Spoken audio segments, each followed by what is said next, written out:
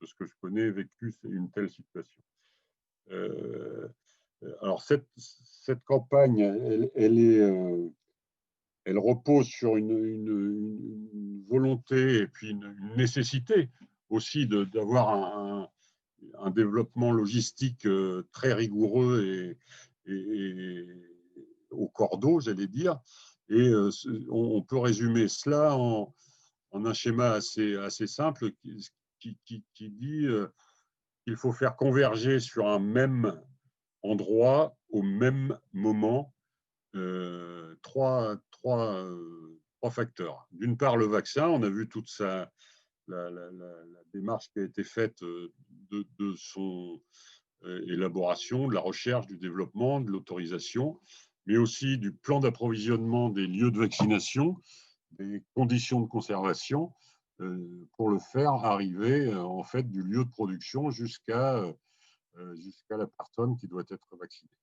Les personnes qui doivent être vaccinées, mais on a vu un petit peu avec, et on y reviendra avec, avec Jean-Philippe, cette nécessité compte tenu d'un approvisionnement en vaccin qui est progressif, la nécessité d'avoir une priorisation, ce qui a été fait par la Haute Autorité de Santé, mais qui est en perpétuelle évolution, et on l'a vu depuis le début de l'année qu'il y a une accélération de cette campagne avec une extension des personnes prioritaires à cette vaccination.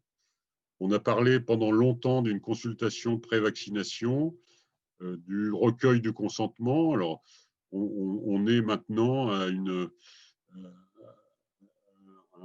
un dispositif, enfin, à des modalités qui simplifient beaucoup ces étapes et qui doivent être intégrées totalement à l'acte vaccinal, comme tout acte vaccinal, comme tout acte de soins habituel. Ensuite, un autre facteur important, c'est l'équipe de vaccination, c'est-à-dire pour le moment les médecins et les infirmiers qui sont actuellement les seuls habilités à vacciner. Il y a des discussions en cours sur le fait que les étudiants en médecine, les étudiants infirmiers puissent participer à cette vaccination en vaccinant. Et donc, dans les structures, là, je parlais des équipes EHPAD du SLD parce que c'était une première étape, mais maintenant, on va voir que ça s'est étendu à d'autres structures.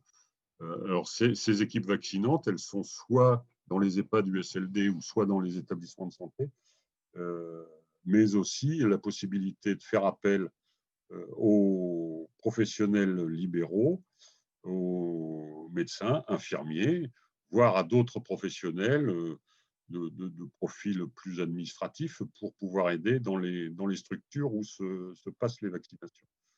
Et puis, une nécessité aussi d'une formation, mais bon, l'acte vaccinal, une vaccination qui est certes exceptionnelle, mais comme je le disais, l'acte vaccinal en lui-même est tout à fait banal.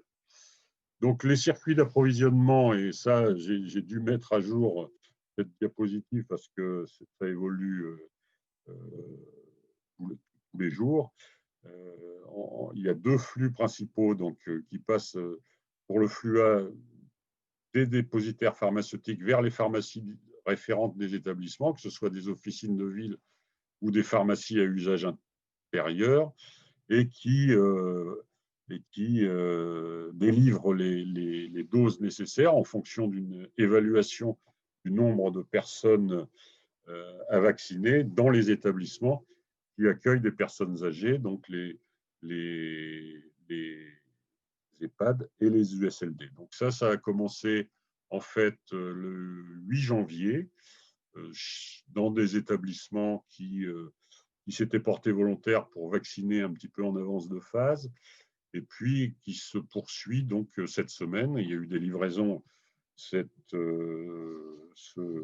le 12 et le 13, alors c'était mardi, mercredi, je crois, ou lundi, mardi, je ne sais plus, et qui va se continuer dans les départements de la Normandie jusqu'au 23 janvier. Puis un deuxième flux qui passe par les plateformes régionales des établissements hospitaliers. Donc, il y a 5 plateformes en Normandie, Rouen, Caen, Saint-Lô, Évreux et Alençon. Et il est prévu d'étendre ces plateformes, c'est-à-dire de créer de nouvelles plateformes. Les discussions sont en cours, mais il est prévu de doter le centre hospitalier du Havre, de Flers et peut-être de Cherbourg dans un deuxième temps, pour pouvoir apporter un peu de souplesse à cette campagne de vaccination, parce que le flux A, il est géré au niveau national, c'est-à-dire avec un plan de livraison sur lequel nous n'avons aucune maîtrise. Et donc, les établissements doivent se plier, entre guillemets, à ce plan de livraison. Tandis que le flux B, les établissements hospitaliers qui, il faut le souligner, font un effort remarquable au niveau de leur pharmacie, puisqu'ils délivrent à toutes les structures, et il y en a de plus en plus. Voilà. Donc, par ce flux, dans un premier temps, ce flux était très restreint, et puisqu'il ne concernait que les structures rattachées directement à l'établissement de santé, c'est-à-dire les services, en gros, de ces établissements. Maintenant, ils vont être amenés à alimenter tous les lieux de vaccination, c'est-à-dire les établissements hospitaliers, mais aussi les centres de vaccination, on va le voir plus tard, qui sont créés en dehors des structures hospitalières, mais aussi, et on l'a appris aujourd'hui, ils seront amenés aussi à délivrer les doses de vaccination pour tout le secteur du handicap et dans un premier temps, les masses et les femmes. Alors comme je vous disais tout à l'heure, la stratégie vaccinale, elle a évolué parce que on s'est rendu compte qu'il y avait une nécessité d'aller plus vite et d'élargir aussi les populations qui étaient prioritaires. Et donc, dans un premier temps, ce qui était réservé à la vaccination dans les EHPAD et les USLD s'est élargi aux professionnels âgés de 50 ans, alors qu'avant, on parlait des professionnels âgés de plus de 65 ans. Professionnels âgés de plus de 50 ans et plus, ou présentant des facteurs de risque. Et ce plan de livraison a été avancé d'une semaine, ce qui a nécessité aussi pour les établissements de s'organiser pour pouvoir réaliser ces vaccinations avec une contrainte de temps accrue. Donc, dans les EHPAD et les USLD, on est bien d'accord, c'est l'ensemble des résidents et l'ensemble des professionnels, c'est-à-dire de tous les personnels âgés de 50 ans ou plus ou présentant des facteurs. Une extension qui est intervenue dans la première semaine de janvier à l'ensemble des professionnels de santé, quel que soit leur lieu d'exercice. Alors, les professionnels de santé, vous le savez, c'est des catégories de professionnels qui sont régis par le Code de santé publique. Bon, ça va du médecin à l'orthoptiste, l'opticien, le kiné. Enfin bon, voilà, il y a toute une série de professionnels, ce qui fait que c'est quand même une population assez importante. Et ces professionnels sont vaccinés dans des lieux de vaccination qui sont soit des établissements hospitaliers, les établissements pivots que j'ai cités tout à l'heure, hein, qui détiennent les congélateurs, mais aussi les établissements supports de GHT, mais aussi d'autres établissements qui se sont portés volontaires, mais aussi des lieux de proximité, on va le voir tout à l'heure, des centres ou des lieux de vaccination qui sont ouverts à l'ensemble des personnes qui sont éligibles à la vaccination. Et puis, une troisième évolution, c'est la vaccination des personnes âgées ou à risque, qui sont hébergées qui vivent pour des structures enfin dans des structures de vie. C'est pas de l'hébergement, c'est des structures de vie qui sont assimilées au domicile. Je pense aux résidences autonomie, aux résidences seniors, plus les structures pour personnes en situation de handicap. Alors, dans un premier temps, les masses et les femmes, et tout le personnel de ces structures, quel que soit leur statut professionnel, professionnel de santé ou autre personnel. Et enfin, une troisième catégorie, c'est-à-dire à partir de lundi prochain, les réservations en ligne ont déjà débuté depuis cet après-midi, toute la population générale âgée de plus de 75 ans. Ce qui fait qu'on passe finalement d'une cible qui était prévue au mois de janvier de 1 million de personnes éligibles à plus de 5 millions de personnes éligibles. Bon, je passe là-dessus très rapidement puisque bon, c'est une ancienne diapo. Il faut savoir que dans l'organisation de la vaccination, comme je vous parlais du flux A sur lequel on n'avait pas vraiment la maîtrise des jours de livraison, on nous adresse un plan de livraison qu'on communique aux officines et aux établissements.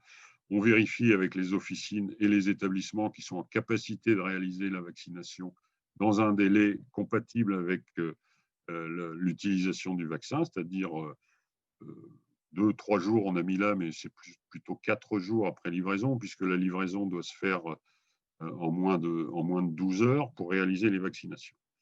Et puis, comme je vous l'ai dit déjà tout à l'heure, une évolution importante pour nous, c'est que la consultation prévaccinale, le recueil du consentement, se fait dans le flux de la vaccination, c'est-à-dire le même jour, sauf peut-être pour des situations très particulières où la personne n'est pas en capacité de donner son consentement et pour laquelle il faut prévoir un temps de concertation avec la famille, la personne de confiance ou voir le type.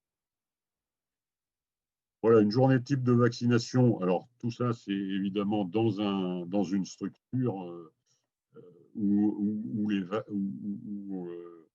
une équipe est en capacité de vacciner. On a évalué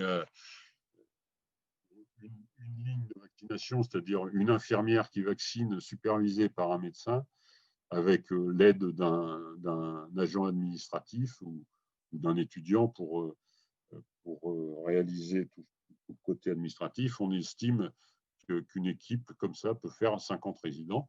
Un médecin est en capacité de superviser plusieurs lignes de vaccination. Et donc, tout ça est planifié à l'avance. Sur le flux B, les premières étapes ont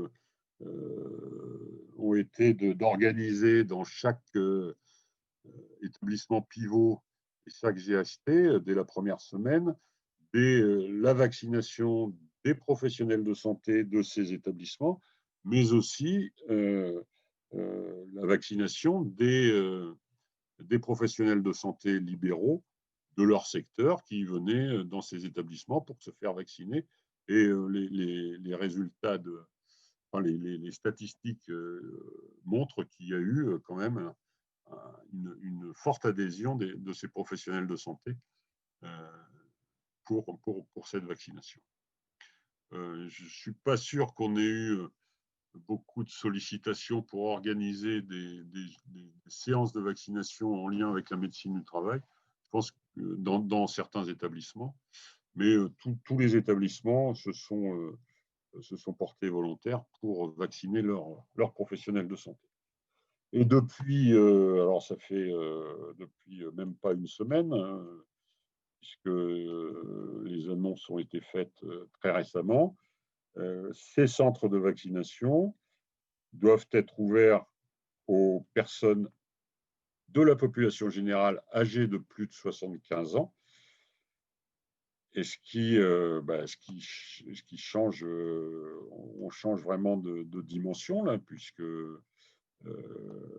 ça ouvre la vaccination à une population beaucoup plus importante, ce qui aussi a nécessité de réfléchir à d'autres lieux de vaccination que les établissements hospitaliers, qui fait qu'il y a une cinquantaine maintenant de centres de vaccination qui sont en cours d'organisation, on va dire, où certains sont déjà dans les établissements hospitaliers, ils vaccinent depuis la première semaine, d'autres vont ouvrir lundi.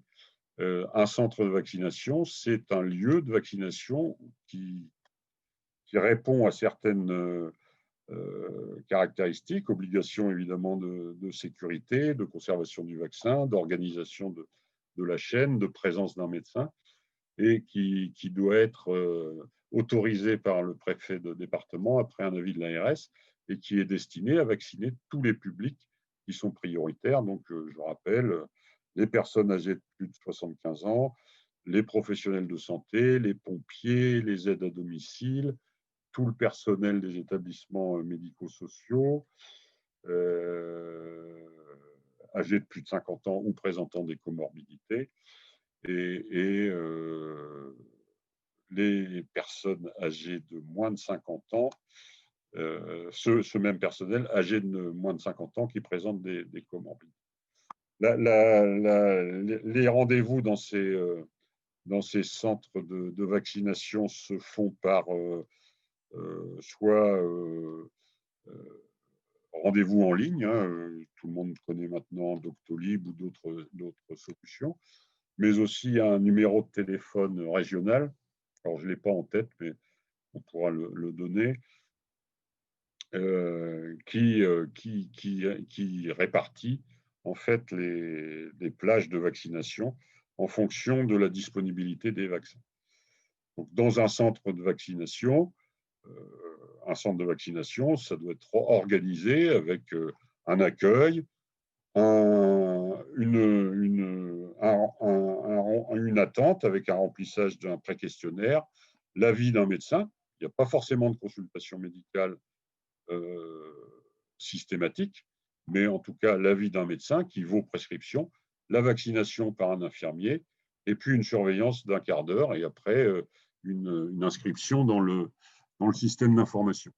La liste et les coordonnées et les modalités de prise de rendez-vous sont sur le site santé.fr, mais aussi sur le site de l'ARS. Alors, je vais parler très rapidement du système d'information qui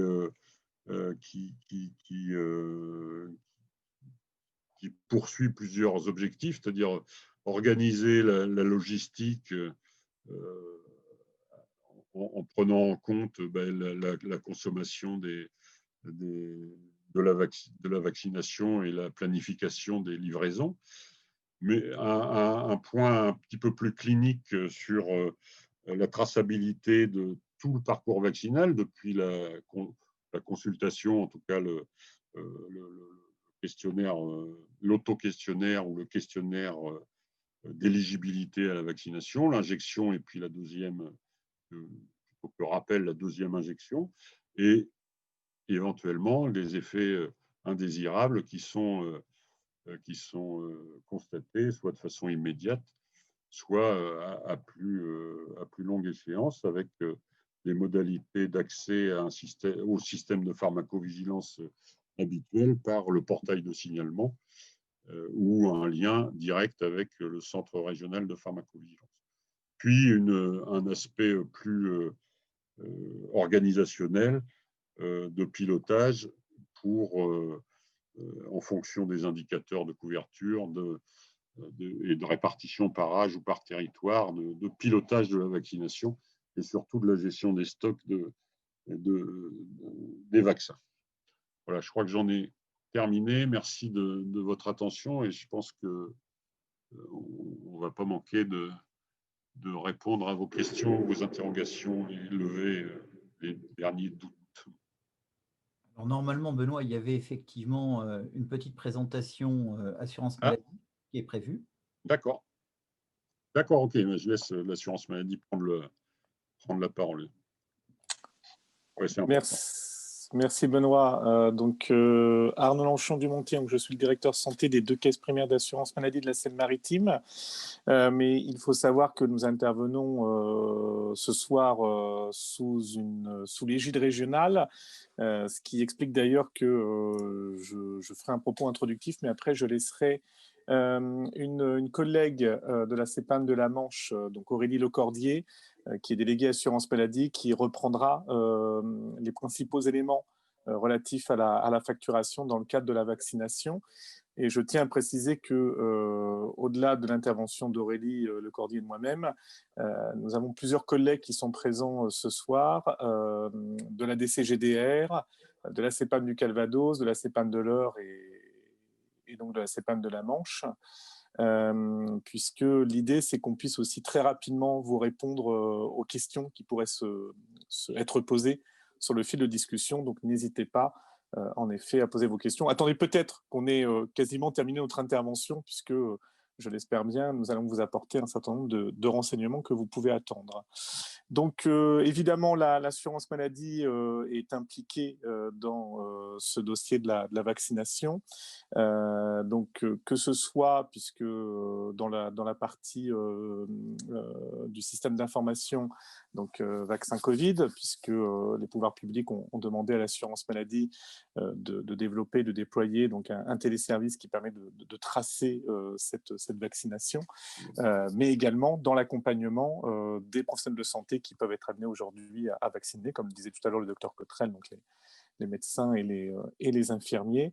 Et donc, je vais laisser la parole à Aurélie Lecordier, qui va vous présenter, et Aurélie, je vous invite à partager votre écran, donc qui va vous présenter justement ces éléments autour de la facturation. Et puis, alors j'aurais dû le dire en propos introductif, hein, mais je souhaite remercier l'ordre de votre profession qui nous a permis cette intervention sur la partie vaccination.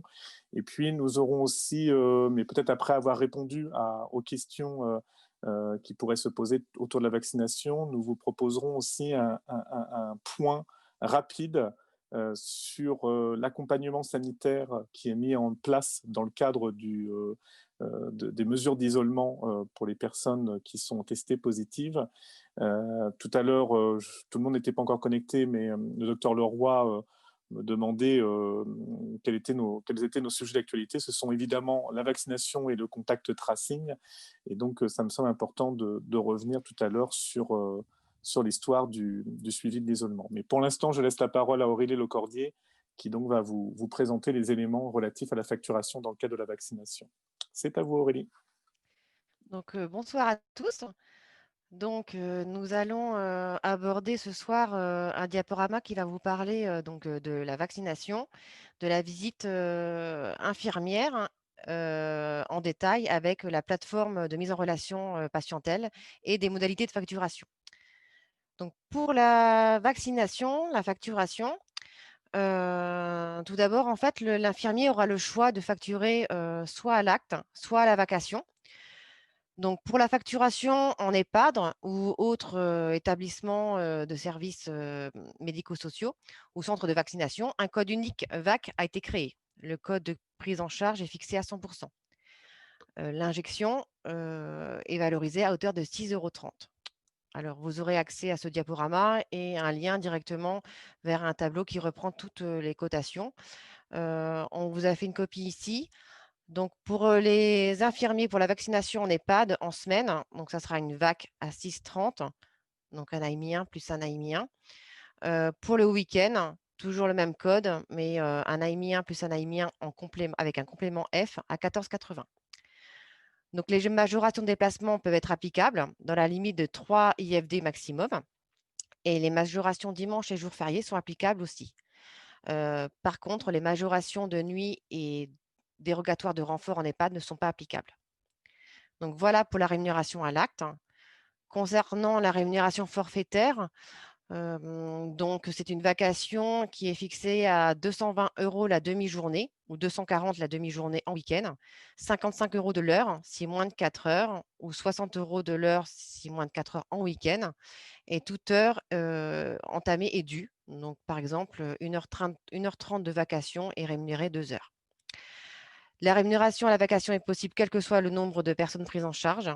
Et comme je vous l'ai dit, aucune facturation en AIS ou en AMI si vous facturez à la vacation.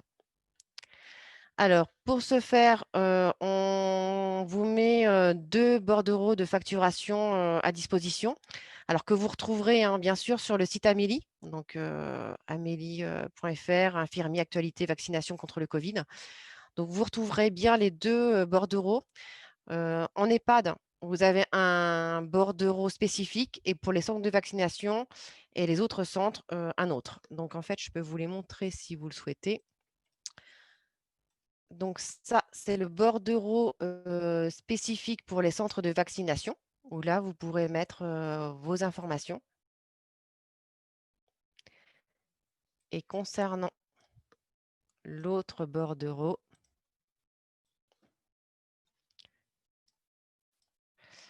pour les EHPAD, donc c'est celui-ci. Voilà. Voilà pour les bordereaux. Vous avez aussi ici la liste des adresses mail pour envoyer justement votre bordereau. On vous a mis donc les adresses par département.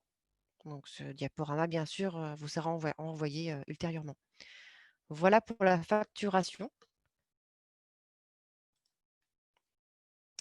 Donc la visite à domicile. Du coup, je te laisse la main, Arnaud, si tu veux. Oui, excusez-moi, j'étais en train de renseigner un message sur le fil, justement. Donc oui, ça nous semblait important. Alors, du coup, je vous propose qu'on enchaîne directement sur ce sujet de la visite, si le docteur Leroy et le docteur Cotren n'y voient pas d'inconvénient. Comme ça, après, ça permettra peut-être de faire un bloc complet sur les questions-réponses, que ce soit sur la vaccination ou s'il devait y en avoir sur ce sujet de la visite à domicile. Excusez-moi, j'ai mon téléphone qui est tombé. Donc, en fait, cette visite à domicile, elle s'inscrit dans les constats qui ont pu être faits sur les mesures d'isolement sur toute l'année 2020 et les pouvoirs publics, dans le cadre de l'évolution de la stratégie tester, alerter, protéger, ont demandé à ce que l'assurance maladie et les ARS et les URPS IDEL organisent un système de visite des infirmiers sur leur lieu d'isolement. En fait, l'enjeu de cette visite, et Aurélie rentrera un peu plus dans le détail ensuite, mais l'enjeu, c'est de faire en sorte qu'un patient zéro, donc une personne testée positive, respecte scrupuleusement les mesures d'isolement, mais également respecte l'ensemble des gestes barrières qui sont très importants au sein du foyer. Donc Aurélie va revenir dans quelques instants sur les objectifs de cette visite, également la manière dont comment dire, elle est rémunérée. Et puis, nous reviendrons ensuite sur le système d'information. Et là, ce sera une intervention à 2 voix avec François Casadei, qui est président de l'URPS Normandie. Aurélie, je vous laisse prendre la main. Merci. Donc, concrètement, le téléconseiller de la plateforme Contact Tracing de l'assurance maladie donc appellera chaque patient zéro et proposera donc la visite d'un infirmier sur le lieu d'isolement, donc à domicile.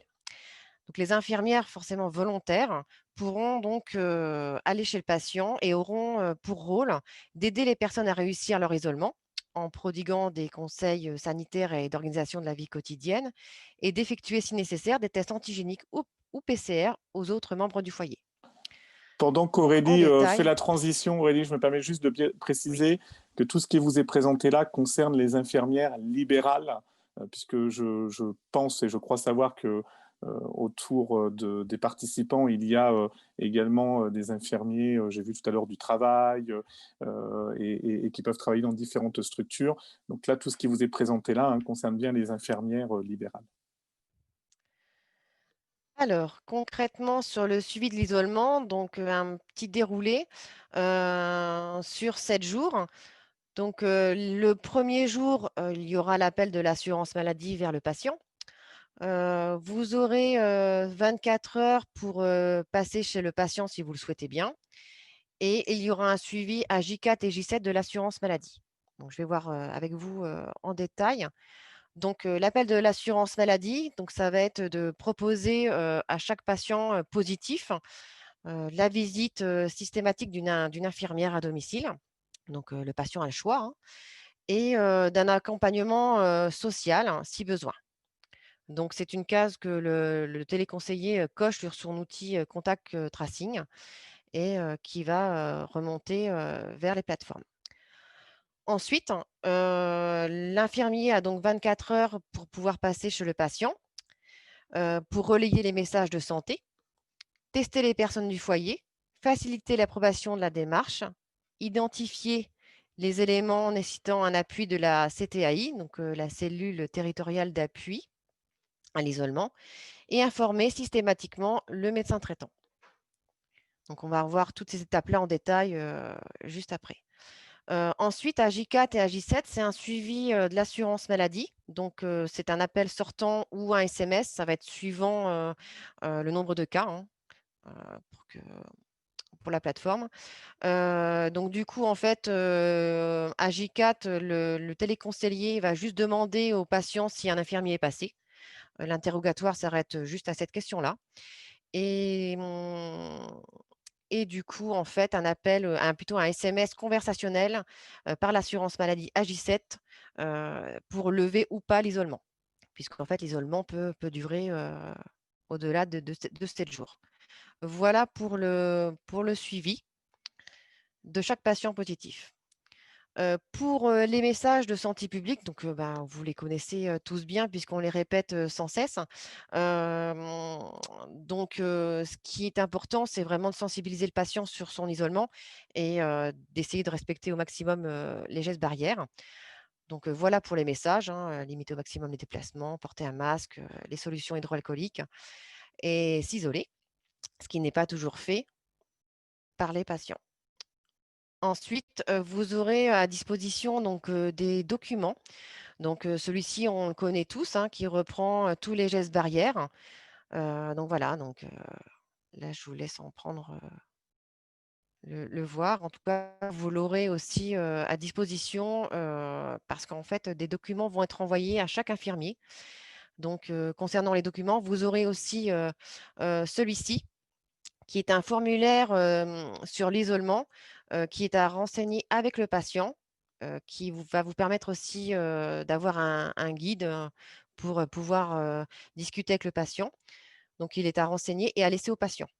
Donc, pour le document qu'on va revoir en détail en plus grand, ce document en fait va être livré en 2 fois aux infirmiers. Donc, 80% des infirmiers vont recevoir ce document le 15 janvier et 20% le 25 janvier. Chaque infirmier va recevoir 100 exemplaires et sachez qu'en fait, les laboratoires et les médecins vont en avoir aussi de disponibles pour remettre aux patients. Donc, concernant ce document, voilà, il est en plus grand pour que vous le voyez davantage. Donc, en fait, c'est un document qui reprend des questions. Je vis avec d'autres personnes, donc pas de sortie, pas de contact. Donc, c'est vraiment là-dessus qu'on souhaite appuyer le suivi du patient. Les personnes avec qui je vis doivent-elles s'isoler? Donc, voilà, donc il faut répondre forcément positivement. Donc, avec des rappels hein, de santé publique sur les situations d'isolement. J'ai des symptômes, j'ai un test Covid, j'ai été en contact rapproché. La deuxième partie, c'est de prendre les bonnes décisions et concernant le travail et si je vis seule, comment dois-je opérer? Voilà, donc un document à remplir, je vous le répète, avec le patient si vous le voulez bien. Voilà, donc il vous sera envoyé prochainement. Pour la troisième chose à faire chez le patient, c'est de tester les personnes du foyer.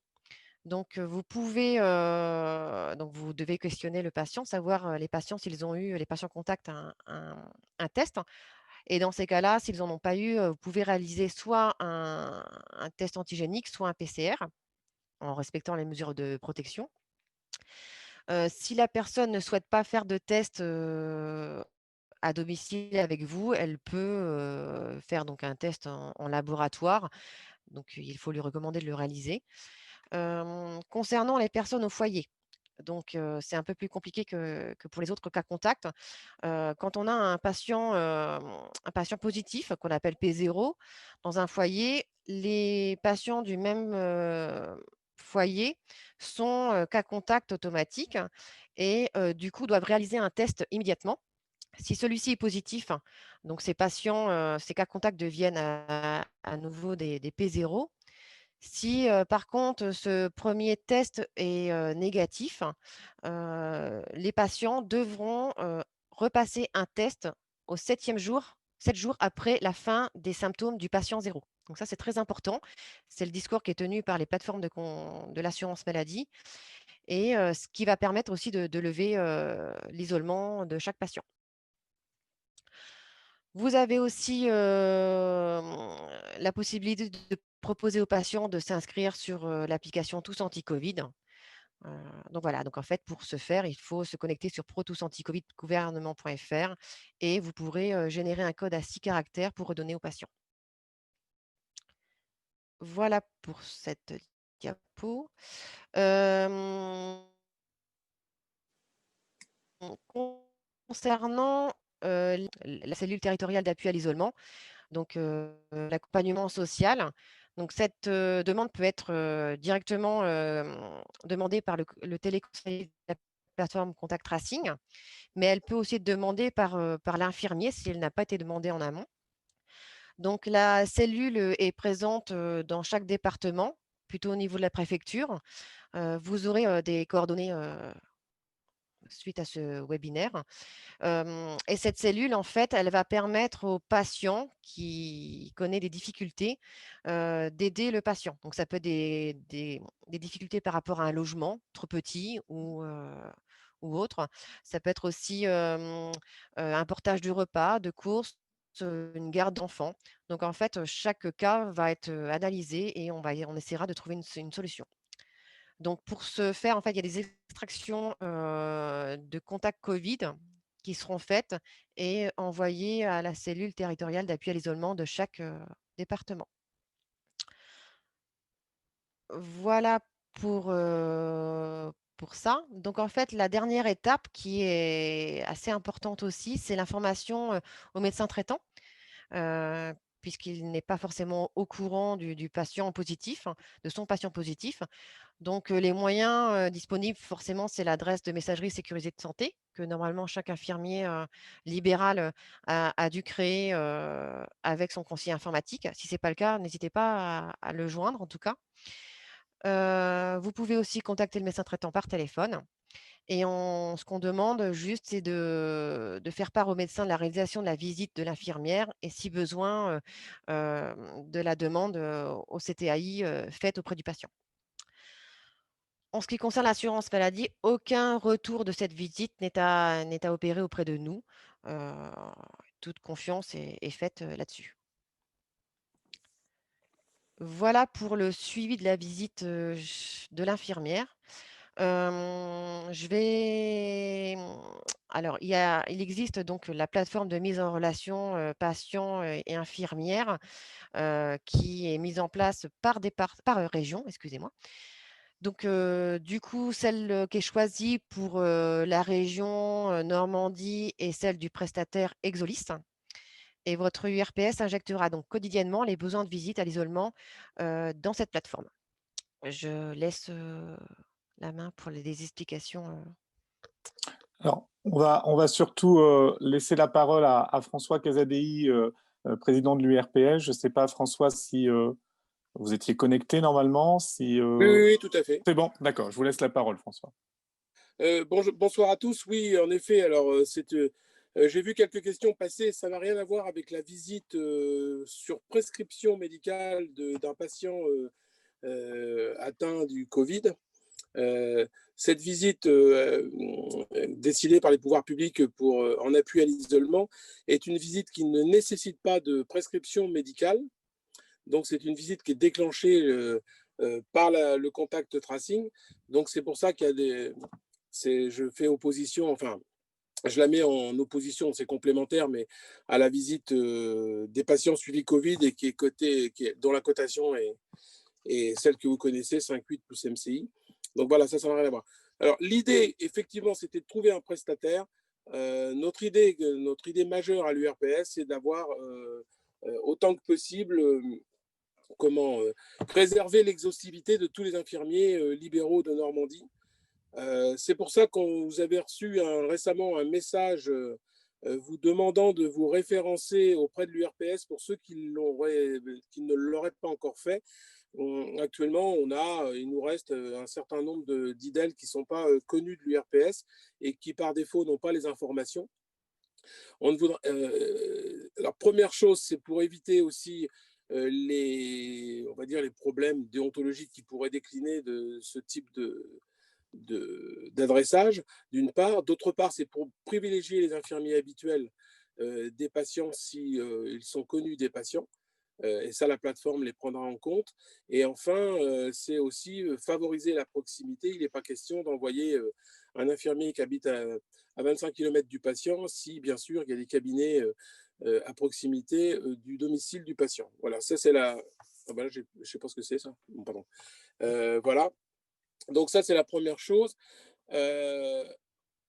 Le partenariat qu'on a avec l'ARS, l'assurance maladie et donc l'URPS est notre prestataire.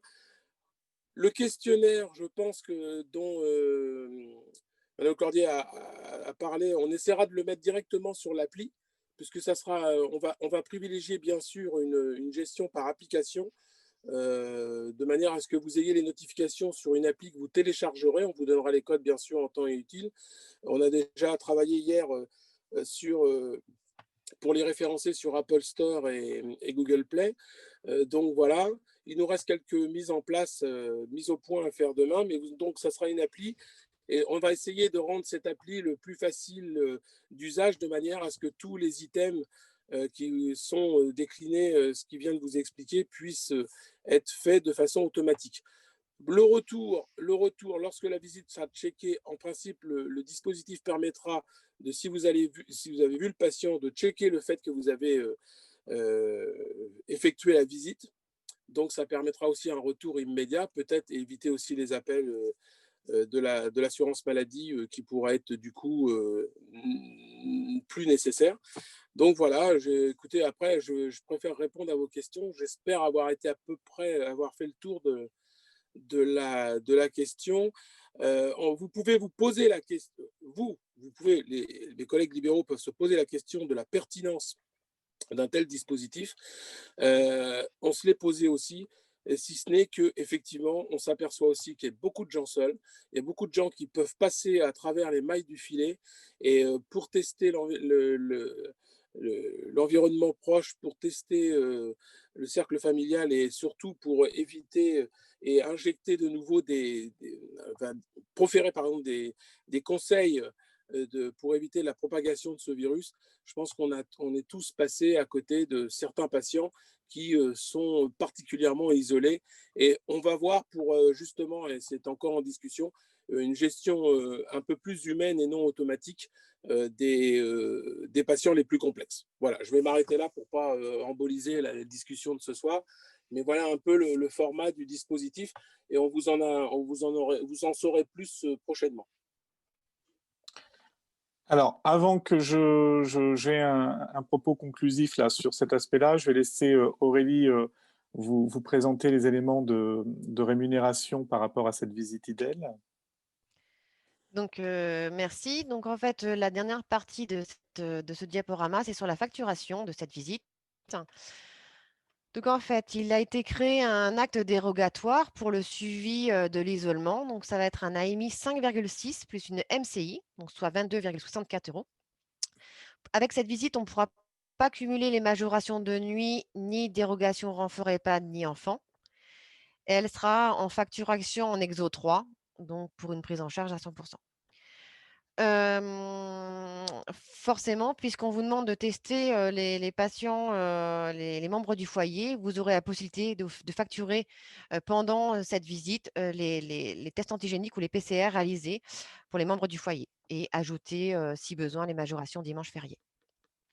Voilà pour la cotation, donc assez simple.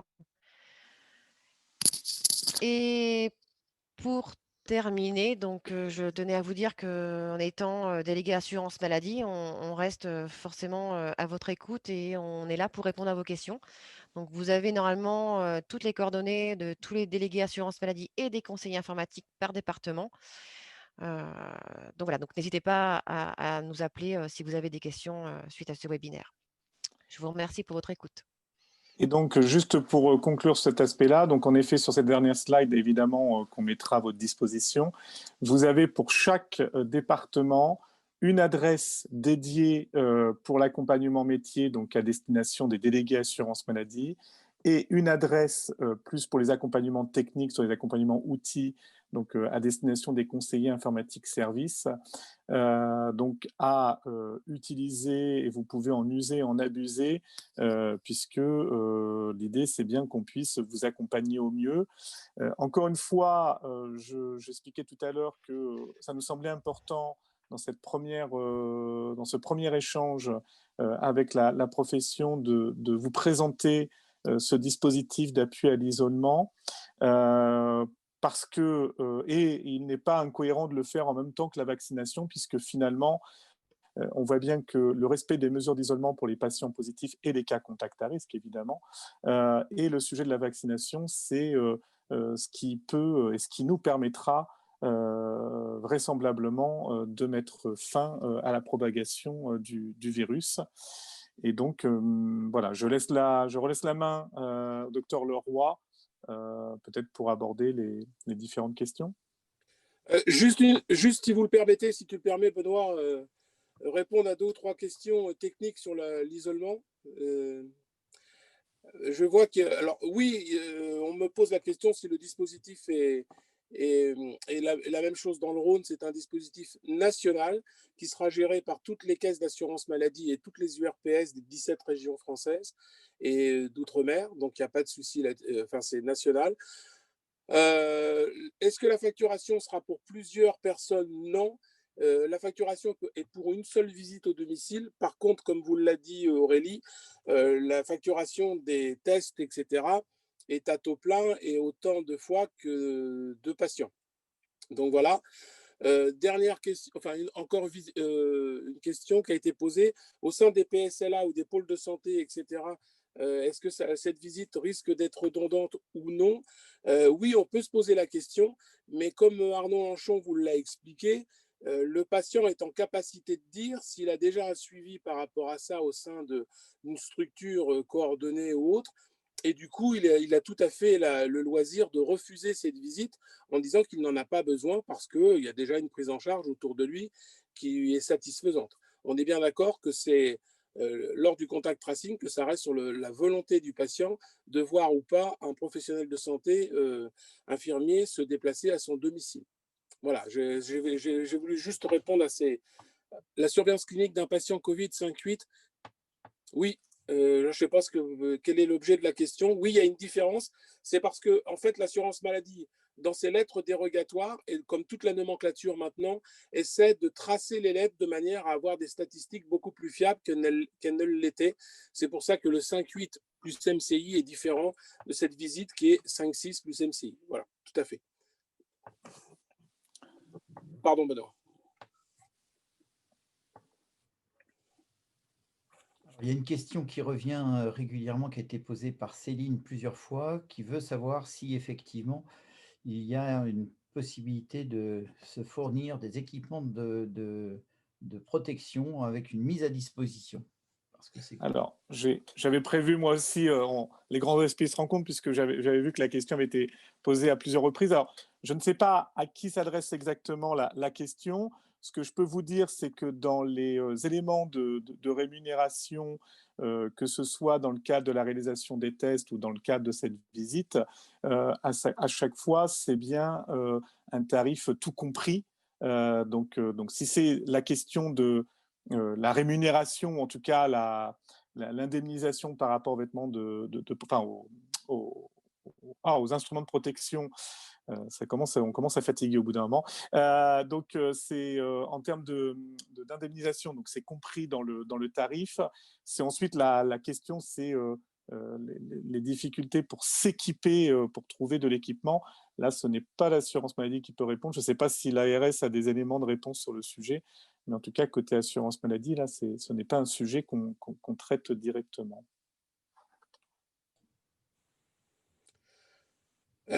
Quid des patients en SIAD ou en HAD? Les lettres dérogatoires pour ce type de suivi ainsi que les tests sont hors convention SIAD. Pour les HAD, ça reste l'HAD qui rémunère, mais en ce qui concerne les SIAD, c'est une facturation qui est directement à envoyer à l'assurance maladie et qui ne passe pas par la rémunération SIAD habituelle.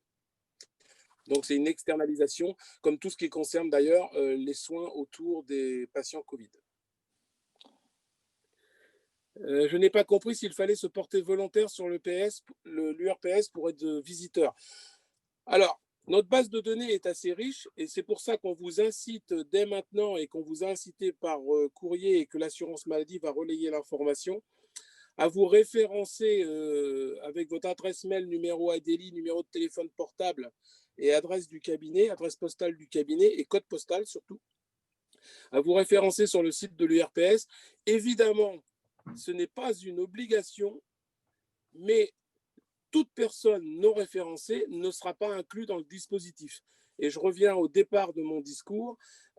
Notre souci, nous, à l'URPS, c'est l'exhaustivité de tous les IDEL de Normandie pour participer à ce dispositif. Après, libre choix à chacun, bien sûr, de ne pas adhérer au dispositif. Mais effectivement, il faut se référencer pour que vous soyez inclus d'emblée dès le 20 janvier dans le dispositif.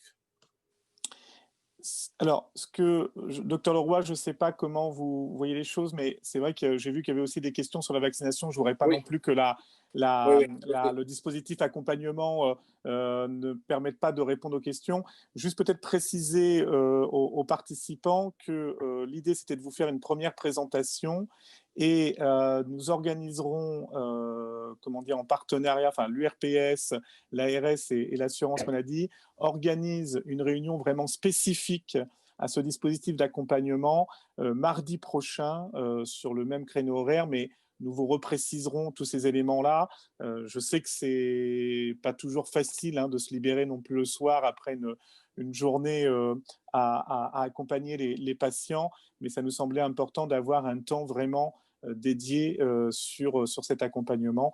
Donc, si on ne peut pas répondre à toutes les questions ce soir, encore une fois, vous pourrez revenir vers les délégués assurance maladie de vos caisses et de toute façon, nous pourrons répondre aux questions complémentaires lors de ce webinaire qui sera organisé mardi prochain.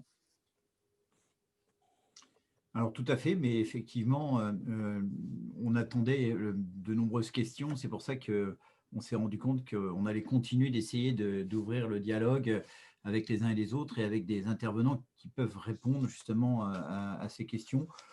On a répondu à un certain nombre de questions au fur et à mesure sur la vaccination.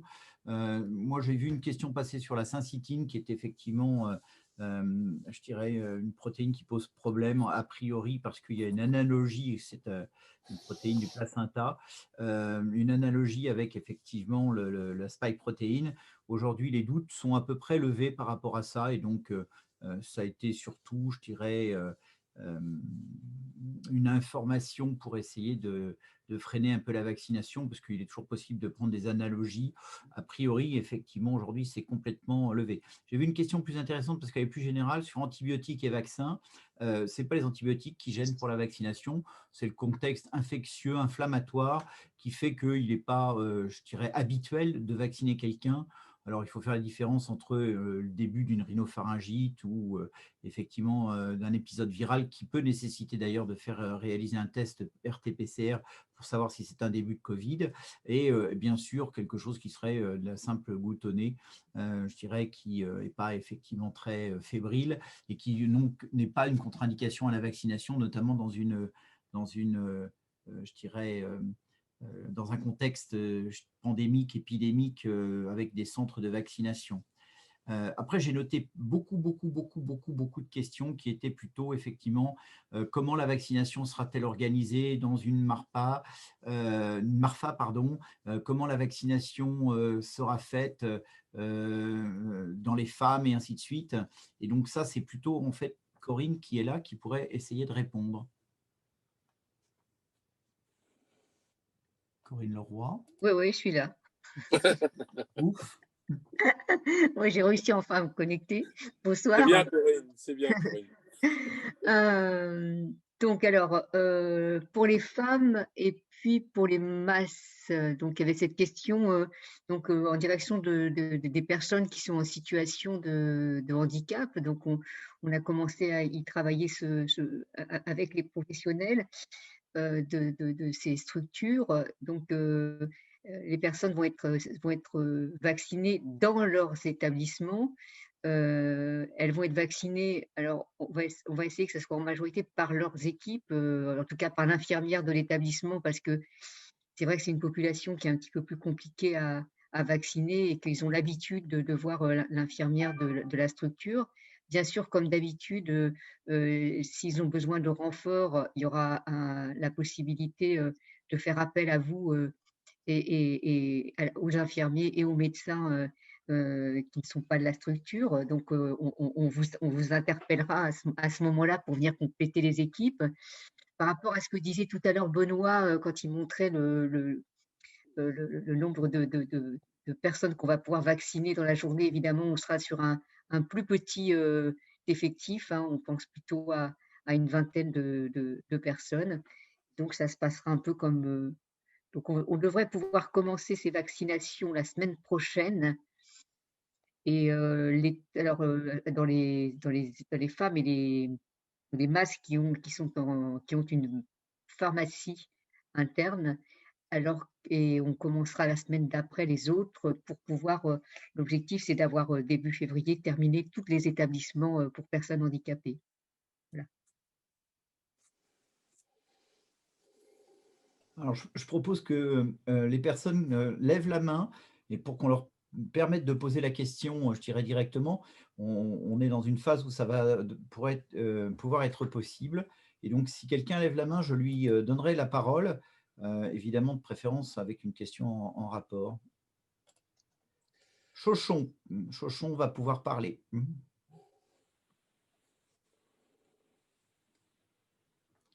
Chauchon doit réactiver son micro.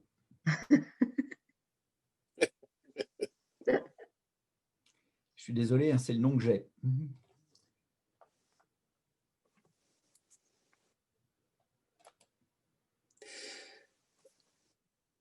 Bon, ben, on va passer à François Lannéry, qui va effectivement, en attendant, pouvoir poser sa question s'il réactive son micro aussi.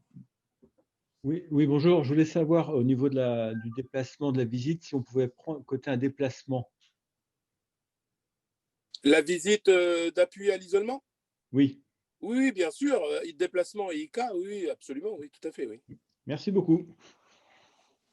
Enfin là, je ne suis pas à l'assurance maladie, ils sont là. Mais c'est ça qui est bien quand le président de l'URPS répond. Alors, rassurez-vous, si l'assurance maladie n'avait pas été d'accord, nous aurions contredit le président de l'URPS, évidemment. Ouais, mais non, c'est moi le boss. C'était pas indiqué, mais oui, les IK sont possibles. C'est bon. Joanne peut parler. Oui, donc la question est la suivante. Nous sommes en maison médicale et nous travaillons en lien avec les médecins. On a commencé à réfléchir parce qu'on trouve que notre dispositif existant pouvait offrir un lieu de vaccination adéquat. On a les présences de médecins, on a plusieurs salles d'attente. Est-ce que vous envisagez d'ouvrir la vaccination quand il y aura notamment des doses, des unidoses, comme le vaccin de la grippe, aux maisons de santé qui existent déjà et qui, pour nous, correspond complètement à un dispositif adéquat dans la mesure où nos patients nous connaissent. On parle beaucoup de vaccination en les informant et merci à votre réunion précédente parce que ça nous a éclairé. On a pu donner un éclaircissement fondé sur des choses sûres et non pas le BFM TV. Et donc, on voudrait savoir si vous envisagez, notamment au courant février, quand ça va ouvrir, quand d'autres vaccins vont arriver, à ouvrir aux maisons de santé qui, pour nous, correspondent totalement à des lieux adaptés. Voilà. Alors, Merci. oui, tout à fait. Enfin, docteur Cottrell, vous avez tout à fait raison. Vous avez tous compris que la stratégie est très rapidement évolutive et dépend essentiellement de la disponibilité des vaccins. Les dispositifs qui sont mis en place actuellement, et notamment la création de lieux de vaccination, sont motivés par le fait que ce vaccin, le vaccin qui est disponible actuellement, présente des contraintes de conservation et d'utilisation, mais il est prévu depuis le début que cette campagne de vaccination se fasse dans des conditions les plus proches des conditions habituelles de vaccination. C'est-à-dire que dès que nous aurons à disposition des vaccins qui peuvent être conservés dans des réfrigérateurs conventionnels, enfin habituels, que vous avez imaginé, entre 2 et 4 degrés, il n'y aura plus, enfin, je pense que ça sera complémentaire, mais il n'y aura plus besoin de concentrer l'effort uniquement sur des lieux de vaccination. Et on espère en plus que les personnes qui seront habilitées à vacciner seront élargies, c'est-à-dire qu'on espère que les pharmaciens pourront vacciner, comme c'est le cas pour la grippe, que les infirmiers… Ça, c'est pas ce que j'ai demandé. Ça, c'est pas ce que j'ai demandé. Oui, mais je pense que c'est important aussi. Oui, je pense pas. Enfin, on n'a pas la même vision des choses. Je pense que ça reste à l'infirmier, qu'on ne vend pas de médicaments, nous. Donc, je trouve que c'est normal qu'à chacun son métier. Voilà, monsieur l'ordre infirmier, on espère aussi un soutien, mais et que les infirmiers pourront aussi vacciner sur prescription médicale ou même sans prescription médicale. Tout ça, ça va évoluer, je pense, dans le temps, avec le recul qu'on aura sur l'observation de l'efficacité et des effets indésirables du vaccin, qui sont, comme on l'a vu, très rares. Hein. Et donc, on espère que cette stratégie va évoluer au fil du temps. Et je pense que c'est assez normal. Le but, enfin notre but en tant que professionnels, on est tous professionnels de santé là autour de la table. Je pense que le but, c'est de protéger le maximum de personnes, peu importe qui fait. On rentre pas en concurrence. Je pense qu'on a tous à cœur de protéger les patients, nos patients. Enfin, vos patients, parce que moi, j'en ai plus depuis longtemps. Vous avez raison, docteur Cottrell, mais effectivement, enfin, je pense que dans ce que voulait dire notre consoeur, c'est que, et c'est un peu l'objet de la réunion de ce soir, c'est que la place des infirmières libérales et salariées dans le cadre de la vaccination est plein et entier et doit aujourd'hui prendre toute sa place. Évidemment, on le voit bien que les pharmaciens ont un rôle important, notamment dans la délivrance des vaccins et aussi dans le circuit qui est mis en place. Mais là, ce soir, alors, je voulais revenir là sur une question qui a été posée tout à l'heure. Je crois que, docteur Cottrell, vous aviez évoqué un point. Beaucoup de personnes se portent volontaires, des infirmières libérales, bien évidemment, mais aussi des infirmières salariées du privé, du public, des personnes qui sont à temps partiel et qui évoquent aujourd'hui, on va dire, qui ont des candidatures spontanées et qui demandent est-ce qu'aujourd'hui, dans les centres de vaccination, il y a des besoins de renfort pouvant venir, pourquoi pas, d'infirmières à temps partiel, par exemple. Est-ce que c'est des choses qui sont d'ores et déjà à l'étude? Est-ce que les besoins s'expriment à ce stade ou pas encore? Oui. Alors, attendez. Est-ce que mon micro est… Oui, on vous entend. Vas-y, Corinne. Oui. Il est tout à fait possible de venir sur les centres de vaccination. Il y a des centres de vaccination qui sont ouverts. Tout à l'heure, j'étais avec des centres de vaccination là, qui vont ouvrir pour la journée. Il y en a qui seront ouverts l'après-midi. Donc, ça peut permettre aussi de s'adapter en fonction de ce que vous faites. L'important, c'est… alors, je ne voudrais pas dire de bêtises, mais l'important, c'est que pour un salarié, il faut que ce soit en accord avec avec son entreprise, enfin son entreprise. Son employeur, oui, son employeur, pardon. Notamment, pour le public, il faut une autorisation de l'employeur au-dessus de 70%. Pour le privé, c'est un peu différent. Ça dépend des contrats. Et c'est vrai que c'est quelque chose de beaucoup plus simple. Voilà, tout à fait.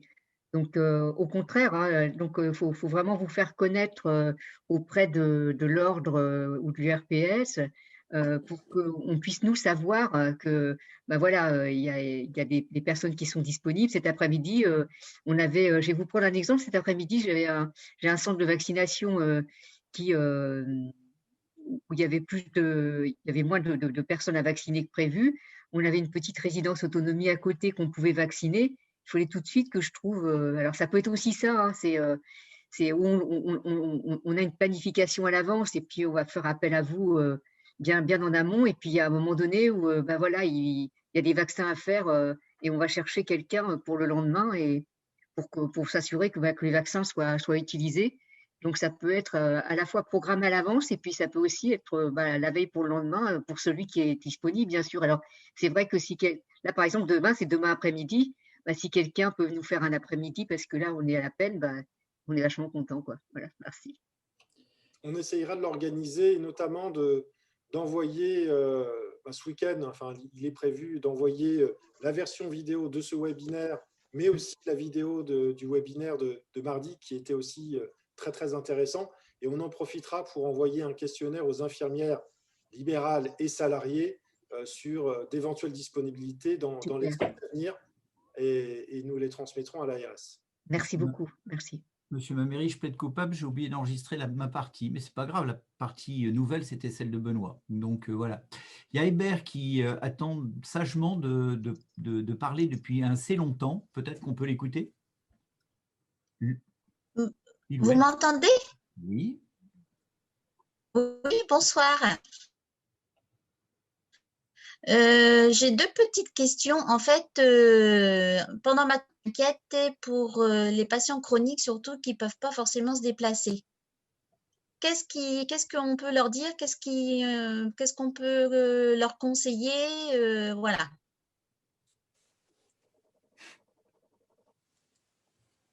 Alors, je réponds. J'ai peut-être un problème de connexion. Vous m'avez entendu? On vous a entendu, on s'apprête à vous répondre. Ah, bon. Ouais. Alors, c'est vrai que c'est un peu leur angoisse. Voilà, bah oui, on comprend bien parce qu'effectivement, alors vous comprenez bien qu'avec le vaccin qu'on a à l'heure actuelle, c'est un peu compliqué parce que tel qu'il est actuellement, on va pas pouvoir aller à domicile avec ce type de vaccin. Tout à fait. Oui. Voilà, ça va pas être possible. Donc, malheureusement, je dirais qu'il va falloir attendre qu'on ait un vaccin. Vous savez, ça s'est passé comme ça pour la grippe, pour ceux qui étaient là à la dernière campagne. On avait dû attendre nos monodoses pour pouvoir aller vers cette population. Donc, il va falloir vraiment, par contre, être très fort, rappeler les mesures barrières auprès de cette population qui est chez elle, sans pouvoir venir se faire vacciner, pour qu'en attendant de se faire vacciner, ils puissent être un maximum protégés. Voilà. Éventuellement, quand on aura un vaccin en monodose, j'ai pris la conférence là en cours de route, je suis arrivée un petit peu après. Est-ce que nous, en tant qu'infirmière libérale, on pourra le faire justement en monodose à domicile? À partir du moment où vous avez une prescription, alors là, j'espère qu'on ne va pas dire de bêtises, mais toute infirmière a une prescription, c'est un vaccin comme les autres. Il faut que ça évolue, Corinne. Ce n'est pas prévu pour le moment. Pour l'instant, ce n'est pas prévu. Bon, ouais, non, c'est pas prévu. Non, parce que nos patients chroniques, ils veulent que ce soit nous, si vous voulez. Donc, ah oui, j'imagine. Bah oui, je veux que ce soit vous, mais bon, voilà, je sais bien qu'au niveau, ce n'est pas facile. Et ma deuxième question, c'est à titre personnel. J'aurai 50 ans au mois de septembre. Est-ce que je peux prétendre à venir là, à prendre rendez-vous pour me faire vacciner maintenant ou il faut que j'attende ma date d'anniversaire? Non, vous pouvez y aller maintenant. Je vous ai répondu déjà. Ah, bon, j'ai pas fait attention. Je remplissais un dossier CIDEP en même temps. La réponse, c'est on n'est pas effectivement à 2 mois près. Voilà. Heureusement, on a la même réponse avec Corinne. Donc, oui, non, parce que je ne veux pas prendre rendez-vous à la place de quelqu'un d'autre si j'arrive et qu'on dit que ce n'est pas possible. Pas à 2 mois près. Entendu. Je vous remercie beaucoup. Alors, il y a plein de questions sur effectivement les rémunérations des salariés ou des infirmières remplaçantes ou des retraités. Je veux bien répondre sur les remplaçants, Jean-Philippe, si tu le permets, parce que, alors en fait, c'est une question, et Arnaud Lanchon est là aussi, c'est une question qu'on a fait remonter à la CNAM dès ce matin, parce que c'est une question récurrente qu'on a depuis qu'on a mobilisé les infirmiers libéraux en renfort. Et effectivement, pour ne pas se passer de cette... Logiquement et conventionnellement, les infirmiers remplaçants doivent passer par un contrat de remplacement et travailler sous l'égide, j'allais dire, sous le numéro ADELI du titulaire.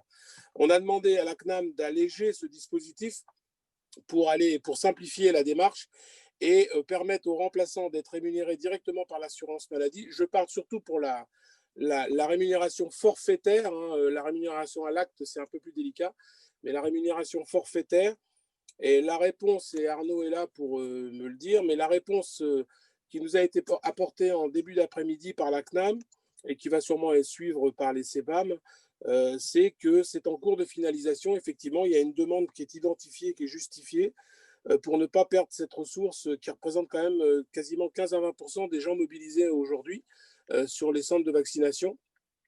Donc, a priori, on devrait déboucher sur quelque chose de faisable au niveau de la rémunération des remplaçants directement à l'assurance maladie avec le bordereau que Aurélie a indiqué tout à l'heure. Alors, voilà, puisque là, c'est l'assurance maladie qui va parler. Je reprendrai le premier élément de réponse que vous présentez, François Casalis, à savoir que c'est en cours de dernier arbitrage. C'est ça. Voilà, donc je ne peux pas vous dire aujourd'hui, puisque si c'est un arbitrage, je ne peux pas vous dire aujourd'hui quelles seront les décisions définitives, hein, parce que quand on dit que c'est un arbitrage au niveau de la CNAM, c'est également en cours de discussion avec le ministère, hein, puisque vous imaginez bien que sur tous ces sujets-là, ce sont des discussions menées également avec les pouvoirs publics. Karine Stalin, si elle veut parler, peut parler. Ah, ben, c'est gentil. Bonsoir. Vous m'entendez? Oui. Oui. Super. Donc, arrivée là, moi, je suis infirmière coordinatrice sur Ambleville. C'est une petite campagne. On est aussi, d'un point de vue associatif, on a d'autres structures qui sont des masses, des foyers de vie, des femmes. Et moi, mon inquiétude, entre guillemets, c'était que en fin décembre, on avait reçu un petit, on va dire, questionnaire de l'ARS en nous demandant combien on avait de personnes de plus de 65 ans dans le FAM et puis combien de personnes on avait à risque. Donc, pour moi, j'étais partie dans l'idée que les personnes de plus de 65 ans, c'était à ce moment-là, dans la première vague, qu'on allait les vacciner aussi parce qu'ils faisaient partie des plus de 65 ans, même s'ils étaient dans des femmes et pas dans des EHPAD. A priori, on n'a rien vu de venir pour l'instant. Vendredi dernier, on nous bouscule un petit peu en nous disant qu'il faut faire une prévisite médecin et tout ça. Donc, ce qui a été fait, retenir les consentements. Mais par contre, pour l'instant, on ne voit rien revenir de l'ARS pour avoir un peu plus d'indications à quel moment, éventuellement, on va pouvoir vacciner les personnes. J'en ai parlé tout à l'heure. Oui, mais vous m'avez dit commencer dans 15 jours, c'est ça, au niveau de… On va commencer la semaine prochaine dans quelques établissements, puis on passera à partir la semaine prochaine, on est le 18, dans la semaine du 25, on va poursuivre dans les autres structures. Donc là, ça commence la semaine prochaine et on va venir vacciner, on va venir vacciner. Et vous allez pouvoir vacciner les personnes dans les femmes et les masses. Ouais. Est-ce qu'éventuellement, on différencie alors les plus de 65 ans avec l'autre population ou pas du tout? Vaccine tout le monde. D'accord. Parce que vous voyez, le message qui nous avait été donné en amont, c'était les plus de 65 ans. Donc, c'est pour ça que ça nous portait à erreur aussi. On était prêts sur l'eau qui vive pour vacciner ces personnes de plus de 65 ans. Et vous savez, là, Benoît Cotterel, Jean-Philippe aussi a dû le dire, c'est qu'on est vraiment dans cette campagne, voilà, on suit un petit peu les nouvelles indications qui sont données au niveau du national. Donc, voilà, donc vous aviez vu qu'au tout départ, on avait des phases où normalement, au mois de janvier, on devait vacciner les personnes en EHPAD et puis et puis les résidences autonomie. Et puis, on a accéléré un petit peu, on a vu les professionnels. Donc, voilà, on s'adapte un petit peu en fonction de l'accélération qu'il est possible de faire pour cette campagne, en fonction des vaccins que l'on a. Donc, voilà. Ça me rassure d'avoir cette réponse, comme ça je m'inquiète moins pour les 5 personnes qui étaient concernées, quoi. Et puis, à côté de ça, bon, on a aussi 17 personnels de plus de 50 ans, et dont ou à risque aussi, ou vulnérables. Donc, ces personnes-là, est-ce que dans l'élan, est-ce qu'il faut les diriger vers les centres de vaccination tout de suite, ou est-ce qu'il y aura possibilité de nous faire dans l'établissement lui-même la campagne de vaccination à l'intérieur, quoi? Est-ce que ça sera possible ou pas? On pourra vacciner tout le monde, on vaccinera tout le monde en même temps. Ouais.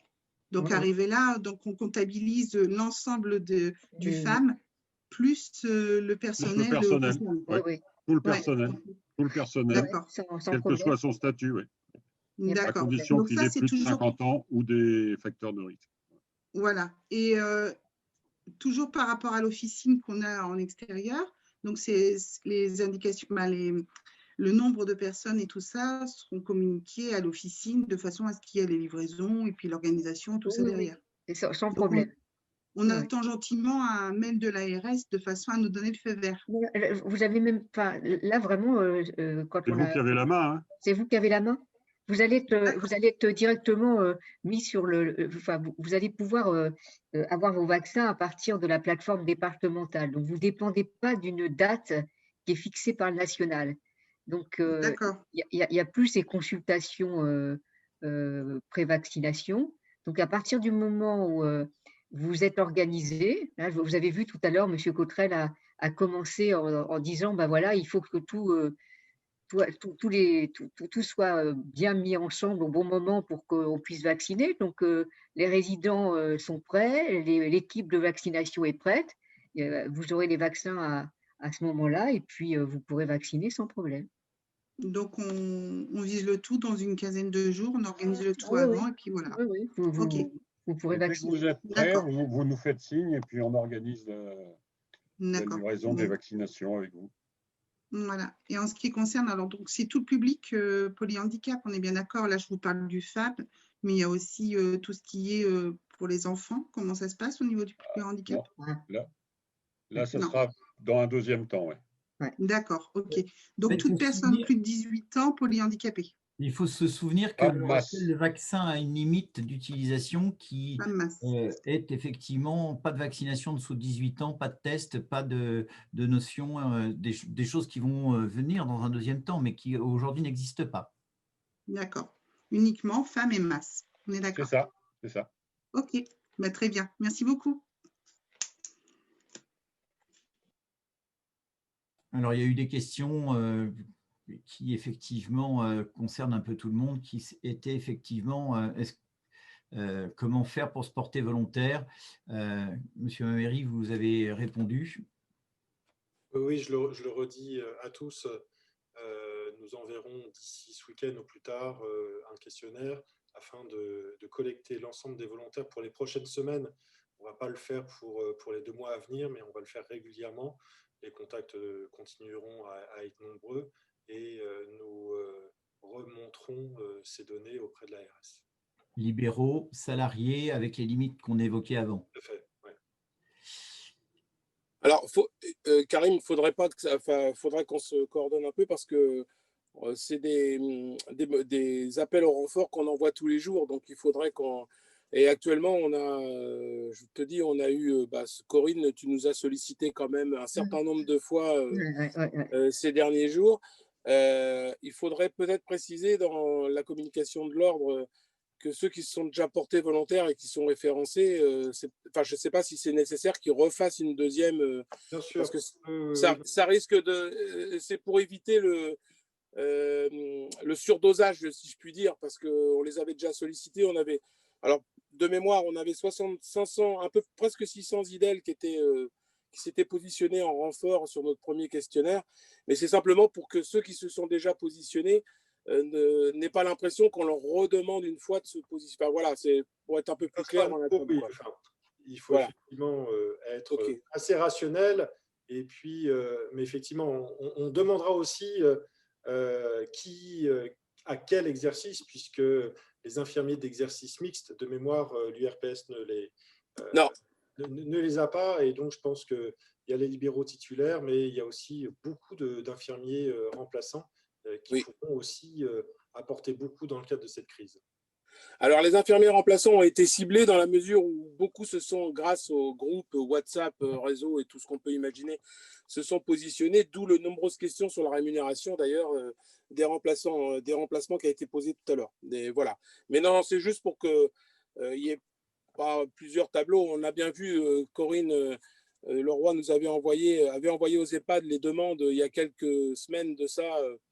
Et lors des dernières réunions, il y avait assez peu de demandes de la part des EHPAD et on s'aperçoit en fait qu'au fil de l'eau, les demandes arrivent un peu crescendo et c'est à ça qu'il faut répondre le plus rapidement possible. Et effectivement, si l'ordre nous aide dans la communication et dans la recherche de volontaires, ça va être un peu plus facile à gérer.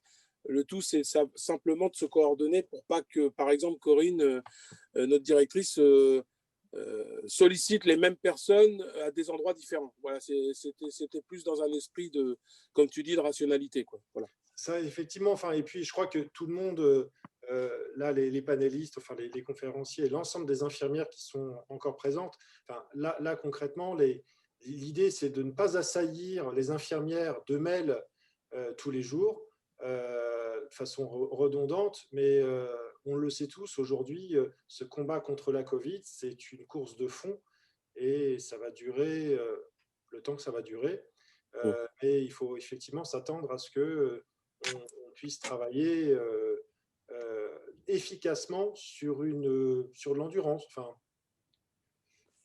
on est parti pour un certain temps, on est d'accord. Oui, c'est ça. Pouvez-vous m'expliquer pourquoi il y a 2 facturations possibles? Moi pas, mais vous peut-être? Alors, on parle de la facturation dans le cadre de la vaccination, le fait de pouvoir facturer à l'acte ou facturer au forfait. J'imagine que c'est l'objet de la question. Donc, tout simplement pour des questions de modalités organisationnelles. Dans certains sites de vaccination, il peut paraître plus opportun et plus simple de passer par une facturation forfaitaire pour ne pas avoir à comment dire, faire une facturation à l'acte à chaque vaccination, mais comme c'est le principe dans le cadre de la facturation à l'assurance maladie, il est possible de continuer de facturer à l'acte. Donc là, c'est plutôt un choix qui est donné. Donc, voilà. Donc, et j'ajoute, parce que Clarisse Degnaud l'a indiqué, que le choix n'est pas définitif et qu'on peut effectivement après rechanger, si j'ai bien compris. On peut très bien... Pardon. Vous avez complètement raison et merci à Clarisse de l'avoir précisé. En effet, je peux très bien une journée être sur un centre de vaccination et décider de facturer à l'acte, parce que c'est aussi l'organisation du centre de vaccination qui est comme ça, enfin, qui a été retenue, et puis le lendemain intervenir sur un autre site et plutôt utiliser la facturation forfait, étant entendu que ce qui n'est pas possible, c'est de cumuler les deux. Ah bon? Non, puis c'était aussi pour répondre en fonction de la demande. On a vu, Corinne l'a expliqué tout à l'heure, lorsqu'on a une vingtaine de personnes dans une petite structure et qu'on va en renfort, etc., et qu'on va y être, allez, on va, je sais pas, 2 heures, etc., bien sûr, on peut facturer à l'heure. Mais des fois, il est plus opportun, selon le volume, de facturer à l'acte avec une facturation à l'assurance maladie directe. Par contre, si je peux me permettre un conseil, dans les structures type centre de vaccination, il sera sûrement plus opportun et plus facile de facturer au forfait, dans la mesure où techniquement, s'il faut enregistrer chaque patient qu'on vaccine, ça ne va pas faire gagner du temps sur la ligne de vaccination. Et qui fait le bordereau? C'est l'infirmier qui le fait signer du responsable, enfin, co-signer avec les médecins superviseurs ou les responsables de centres de vaccination. Alors, ça peut être un cadre de santé dans certaines structures, ça peut être, mais c'est co-signé, c'est en co-responsabilité. Et en fait, on envoie ça, on le fait déjà pour les dépistages en drive. L'infirmier dépisteur, préleveur signe son bordereau. ainsi que le directeur du laboratoire, par exemple. Et c'est envoyé à l'assurance maladie à une adresse qui a été donnée tout à l'heure par Aurélie et qui, l'assurance maladie, après, reverse les honoraires directement par virement à l'infirmier. Une autre question rapide sur le volontariat. Pour les retraités, il s'adresse à qui? Là, ça, c'est Karim, ça. Pour les retraités, ils s'adressent à l'ordre. Enfin, les retraités inscrits à l'ordre peuvent, de la même manière, ils pourront faire acte de volontariat. Et on transmettra à l'ARS. Alors, il y a des questions sur, par exemple, le fait que les patients doivent venir. C'est une question qui revient avec une feuille d'éligibilité du médecin traitant ou non obligatoire. Alors là, je peux essayer de répondre. En fait, pour les patients qui ont des comorbidités assez évidentes avec une prescription, il suffit de venir avec en fait une ordonnance qui précise que vous avez ce traitement et de ce traitement se déduira effectivement la comorbidité. Dans les cas où en fait les comorbidités ne se voient pas ou sont pas faciles à attester, il vaut mieux effectivement en avoir discuté avec le médecin traitant et venir à ce moment-là avec un courrier tout simple qui précise justement les antécédents, comme ça existe, de manière à pouvoir faire la vaccination de façon tout à fait éclairée. Je me permets, docteur Leroy, parce que je vois des questions sur l'envoi du bordereau de facturation. Quand on est quand on est sur un EHPAD, quand vous venez en renfort sur un EHPAD, le bordereau est envoyé par la direction de l'EHPAD. Quand on est en dehors d'un EHPAD, sur un centre de vaccination, soit adossé à un établissement hospitalier, soit organisé en ville, là, à ce moment-là, c'est le professionnel de santé qui adresse le bordereau directement à la caisse primaire d'assurance maladie, et comme le rappelait tout à l'heure François Casadei, à l'adresse mail du département dont vous dépendez et qui était dans le PowerPoint et qui vous sera mis à disposition.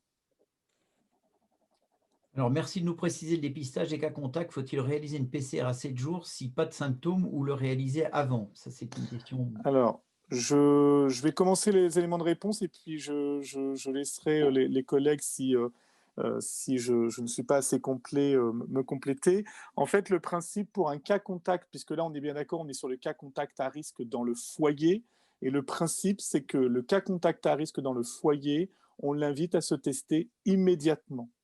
Et en sachant que si il est asymptomatique, et c'est là où je vais avoir besoin du renfort de mes collègues, on l'invite à se refaire tester à J+7.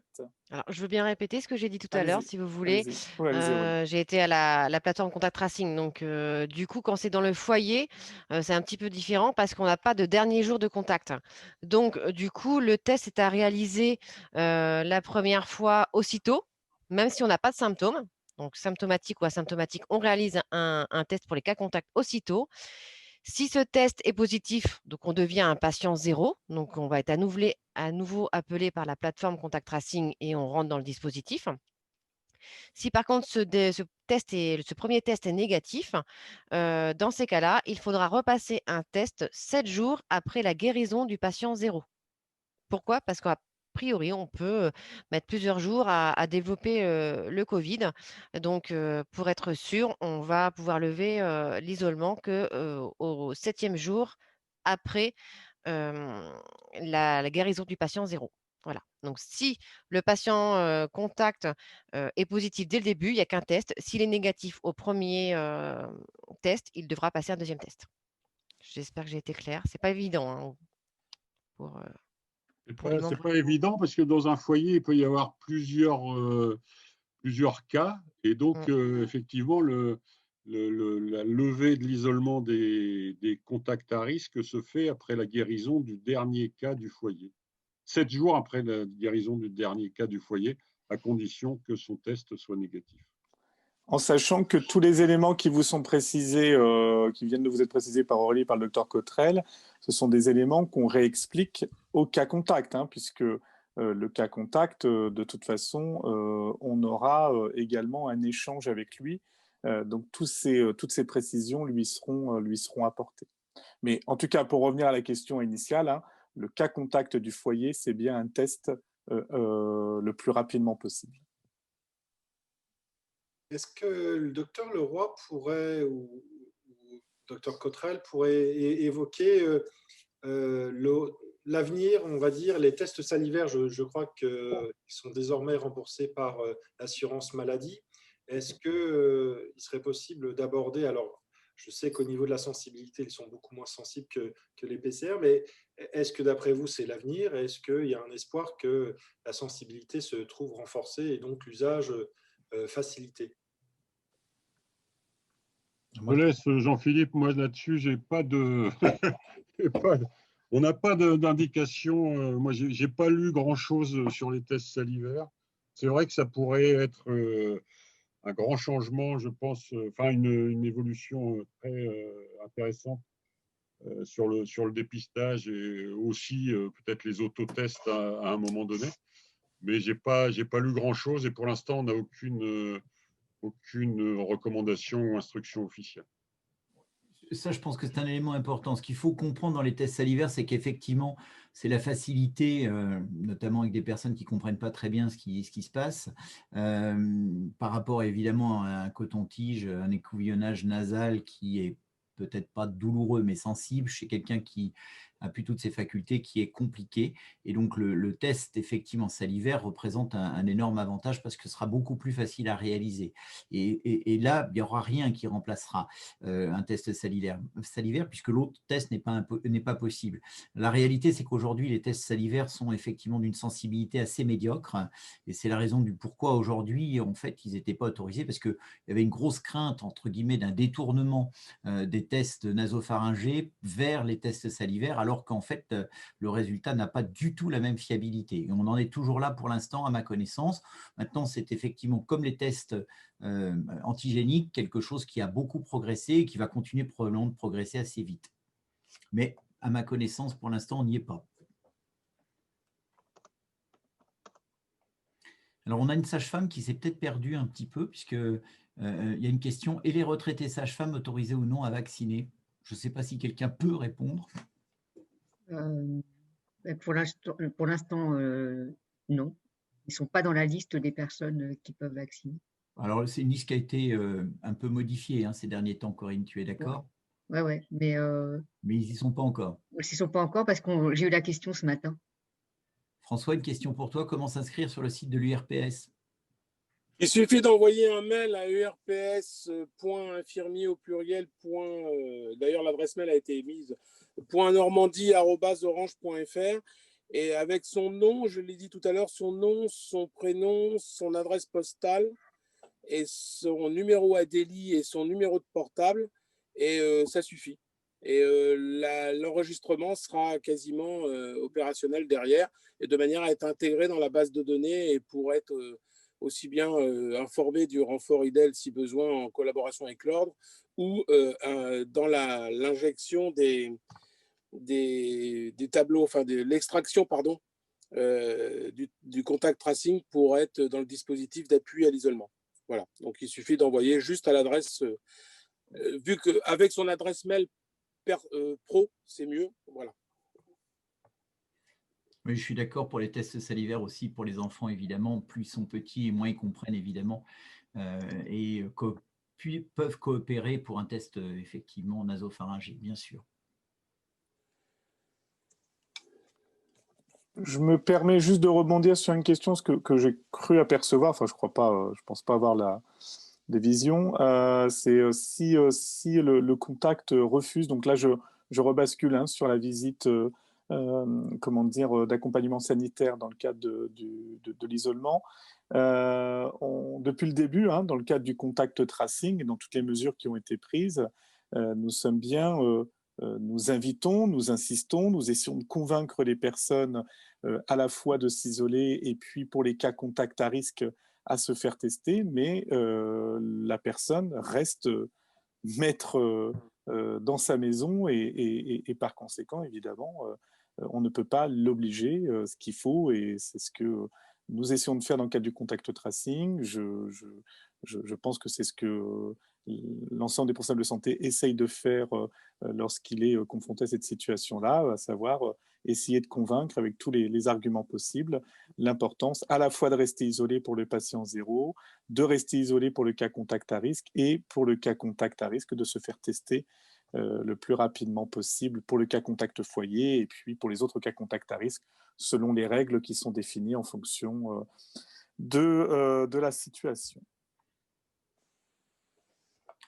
Alors, il y avait une question qui revenait sur effectivement le fait que cette vaccination doit être réalisée en IM et qui peut parfois, parce que les aiguilles n'étaient pas assez longues, les oranges de 16 mm ne sont pas assez longues, sauf dans le cas de personnes qui auraient vraiment très peu de graisse et très peu de pellicule adipeux, ce qui peut se voir dans certaines EHPAD avec des personnes très âgées.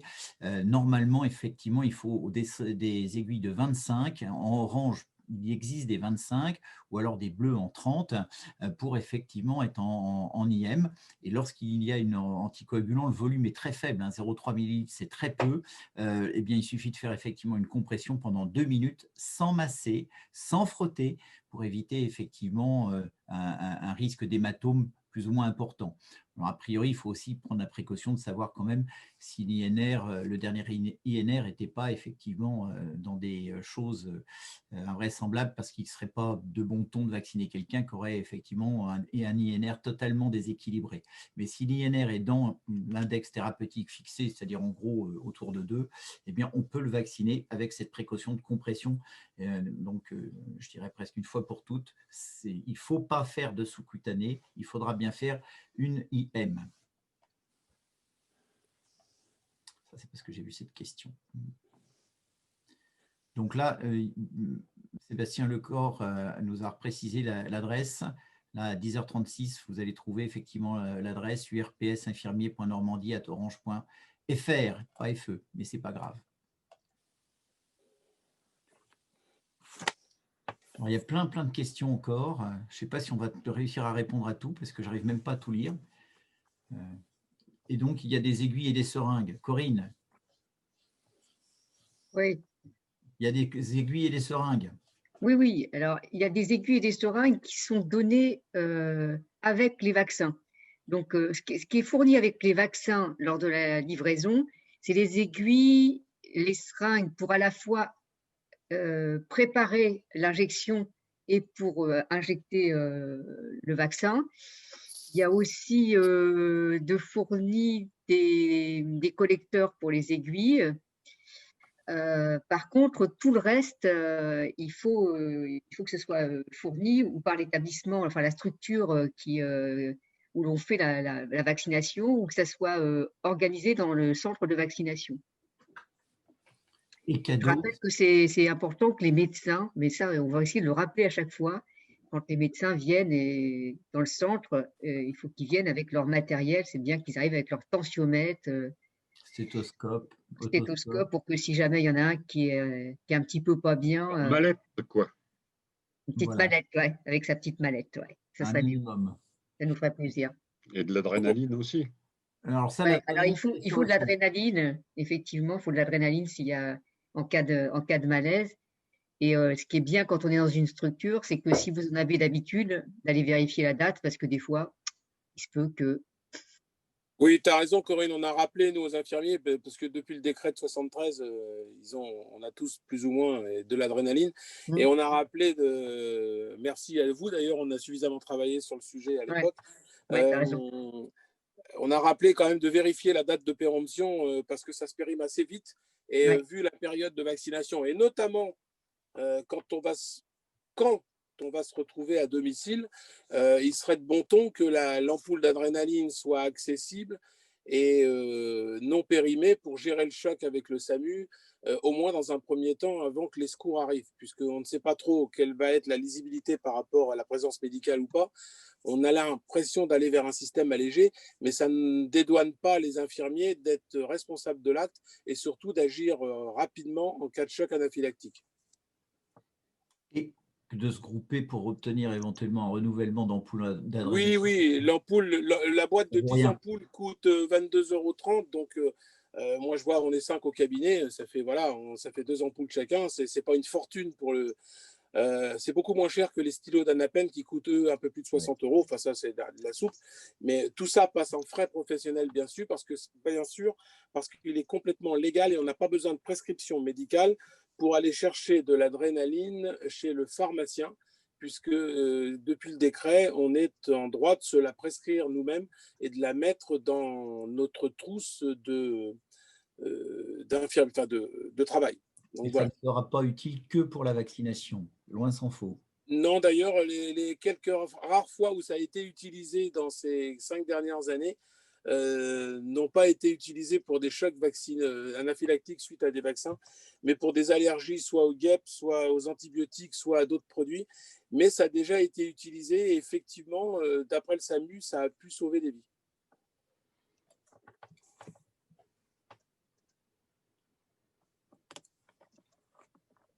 Alors, je ne sais pas, défibrillateur, non. On ne va peut-être quand même pas pousser. Sérum physiologique n'est pas fourni pour la dilution.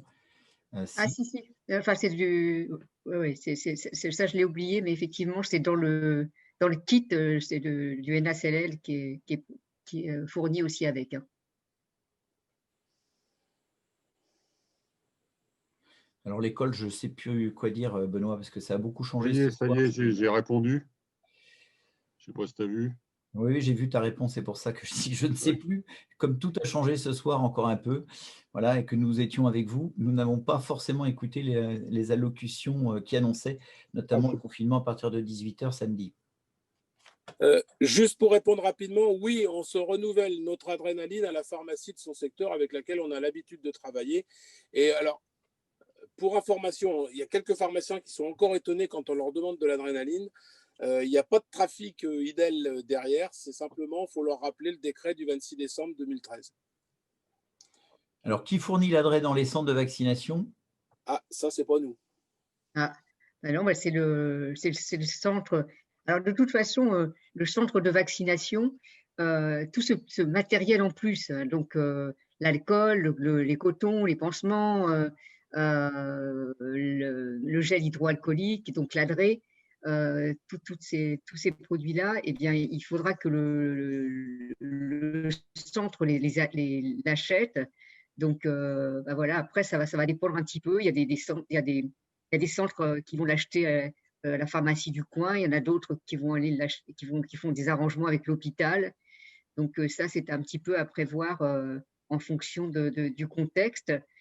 Il y a aussi sur le centre de vaccination, les dasseries aussi, où il y a un lien qui se fait avec. Alors là, ce que j'ai vu, c'est avec l'hôpital du coin. Hein, donc, on a le droit de promener des dasseries si c'est alors moins de 15 kilos. Et donc, si l'hôpital accepte de mettre les collecteurs une fois remplis dans son stock à lui, bah, c'est peut-être pas plus mal, quoi. Je voudrais intervenir sur l'adresse. Il y avait une question sur la dose à injecter. Je rappelle quand même que l'adrénaline qu'on détient en cas de choc anaphylactique ne peut être injectée en première intention par l'infirmier. C'est-à-dire qu'il faut qu'il y ait une prescription médicale. La seule prescription médicale orale qui est valide, c'est une prescription du SAMU.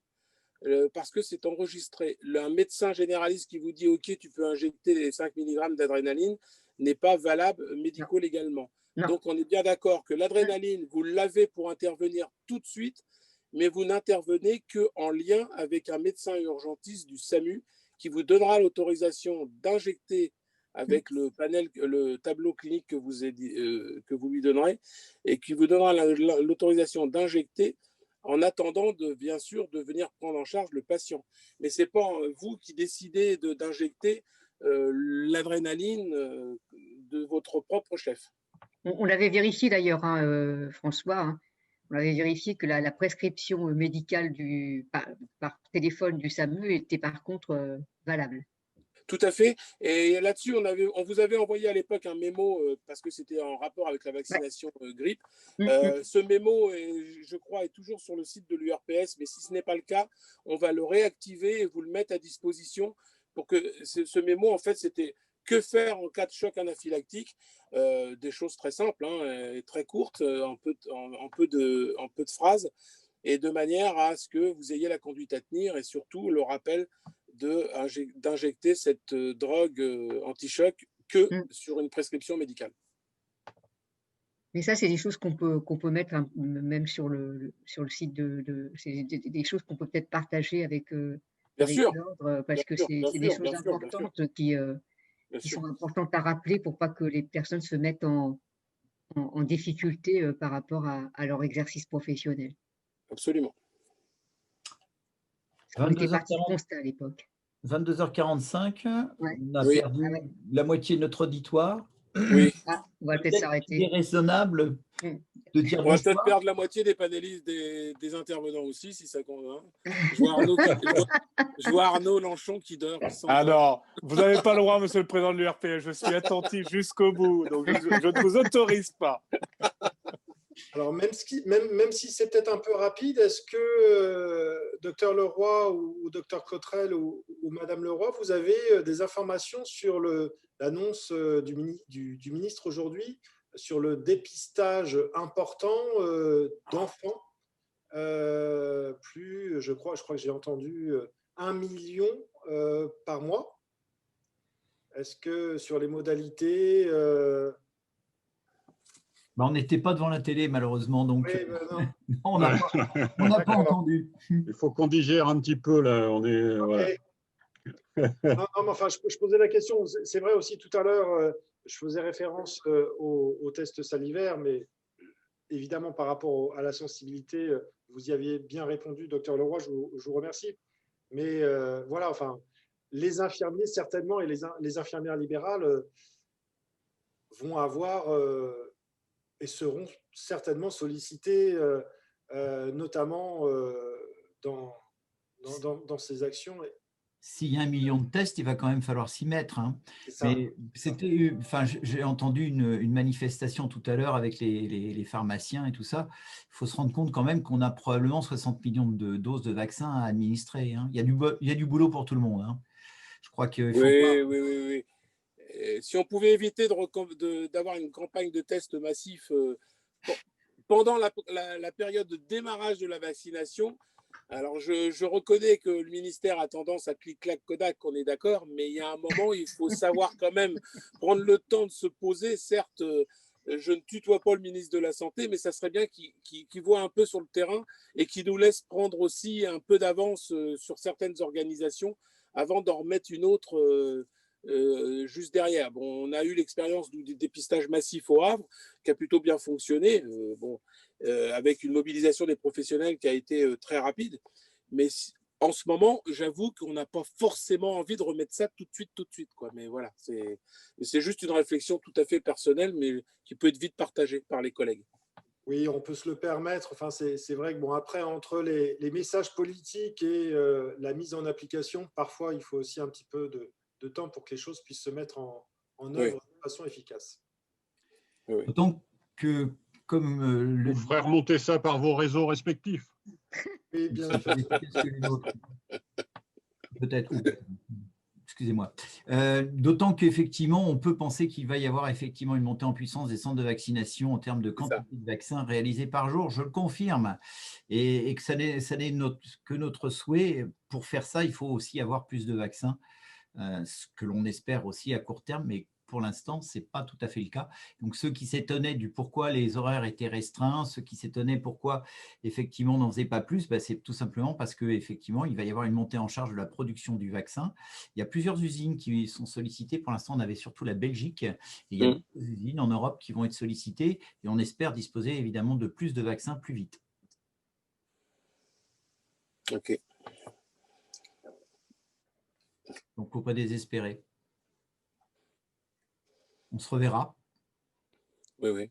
Et je pense qu'on a une adhésion qui était qui est peut-être plus importante que celle qu'on pouvait penser avant le lancement de la campagne. Enfin, je ne sais pas ce que vous en pensez, vous les médecins, Benoît, Corinne, etc. Mais j'ai l'impression qu'on a une adhésion. Je vois sur le week-end dernier au GHH, il y a eu 600, enfin près de 600 vaccinations de fait, 82% de professionnels libéraux, parce que c'était ouvert. Et moi, j'étais plutôt surpris de la mobilisation des professionnels libéraux, quelle que soit leur profession, à aller se faire vacciner. Et je pense que c'est un bon message pour la population, pour le reste de la population. Ça va entraîner tout le monde, ça c'est sûr. C'est une constatation qu'on fait tous. Et même dans la population, je crois qu'on va être, à mon avis, surpris de l'adhésion. Oui. Je pense que c'est en train de, voilà, comme je disais en introduction, je crois que c'est en train un peu de basculer parce qu'on a un peu de recul, parce que tous les indicateurs sont très rassurants sur cette vaccination. Les autres sont plutôt rouges. Voilà, et je pense qu'on va être bien au-delà des 50% annoncés de vaccinophiles, si j'ose m'exprimer ainsi. Si seulement ça pouvait être vrai dans les EHPAD. Ouais. Aujourd'hui, ça serait vraiment, c'est vraiment l'endroit où on patine un peu, où il y a effectivement encore un peu de réticence, avec malheureusement cette mortalité à 45%, 300 morts par jour. Je dirais que c'est vraiment l'endroit où il va falloir un petit peu. On a le même profil que, enfin, je sais pas ce que tu en penses, mais on a le même profil un peu que la grippe, avec peut-être même un petit bonus. C'est chez les résidents, on avait tablé sur 75% d'adhésion. Je pense qu'on est au-delà de ça. Chez les professionnels, on avait tablé sur 50%. Il y a des endroits, alors je pense que c'est assez aussi très hétérogène d'un endroit à un autre, selon les habitudes vaccinales, des choses. Et cet après-midi, avec Jean-Philippe, on a fait une intervention pour une structure où il y avait beaucoup d'hésitation. Et si vous avez connaissance d'une situation comme ça, où il y a tout un groupe, toute une structure qui hésite, eh bien, on est prêt, avec Jean-Philippe, à intervenir de façon, voilà, un petit peu, on fait une sorte d'opération coup de poing pour essayer de renverser un peu les idées reçues, de combattre les idées reçues avec une présentation telle qu'on l'a fait ce soir. Et on continuera les Zooms. La bonne nouvelle, c'est qu'effectivement, j'ai fait les demandes pour qu'on continue. Très bien. Formidable. À bientôt. Bonne soirée à tous. Bonne soirée à tous. Merci beaucoup. Merci au Conseil de l'Ordre, merci à vous, Jean-Philippe, l'ARS, etc. Enfin, merci à tous, en fait. Et effectivement, je pense qu'on va se revoir un de ces quatre. Ah bah oui, ça c'est parti pour moi. Je pense qu'on est tous embarqués dans le même bateau. C'est ça. Voilà. Je vois une dernière question qui est passée, où on nous disait que la majorité des patients à domicile qui ne peuvent pas se déplacer, on n'a pas de réponse. Non, et on n'a pas les réponses à tout. Et il va y avoir d'autres vaccins, c'est ce qui justifiera d'autres interventions et justement d'évoquer d'autres organisations. Bonne soirée. Merci beaucoup, Dr. Leroy. Bonne soirée. Merci beaucoup.